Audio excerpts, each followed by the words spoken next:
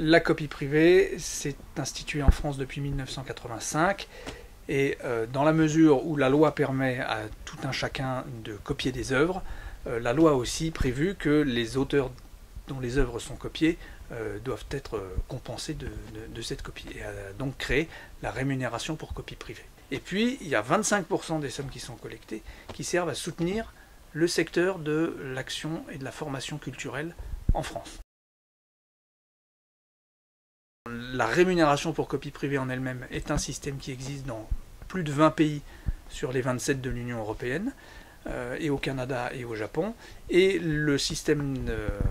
d'affectation d'une partie au soutien culturel existe aussi dans la plupart des pays qui ont cette rémunération. Il y a une contestation devant la Cour de justice européenne à propos d'un conflit qui a lieu en Autriche entre la société de perception locale, Austromecana, et la société de vente en ligne, Amazon, qui refuse de payer la rémunération pour copie privée, en estimant que, dans la mesure où la loi autrichienne prévoit que 50% des sommes qui sont perçues vont au soutien de l'action culturelle, cette part est quelque part contraire aux objectifs d'une directive européenne qui a institué la copie privée en Europe en 2001, et demande à la Cour de justice d'interpréter si la loi autrichienne est conforme ou non aux objectifs prévus par la directive de compensation des ayants droit. Si la question de l'affectation elle est remise en cause en Autriche, elle sera remise en cause en France.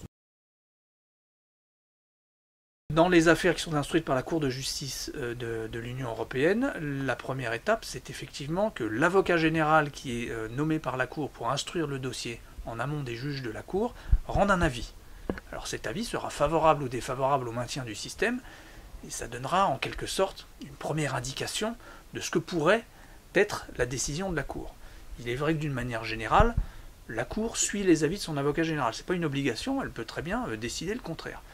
Mais effectivement, on aura une première indication assez claire de ce que pense la personne qui se sera le plus penchée sur le dossier à ce niveau-là. Et ces conclusions seront mises en ligne le 7 mars. La Cour devrait rendre sa décision globalement 2 à 3 mois après. Ce seront aux sociétés bénéficiaires de la copie privée de trouver des mécanismes alternatifs dans leur propre politique, avec des décisions sur l'utilisation de leurs propres fonds, à travers peut-être des règles statutaires qui changeront, pour continuer à financer le secteur. Techniquement, c'est le mécanisme de l'affectation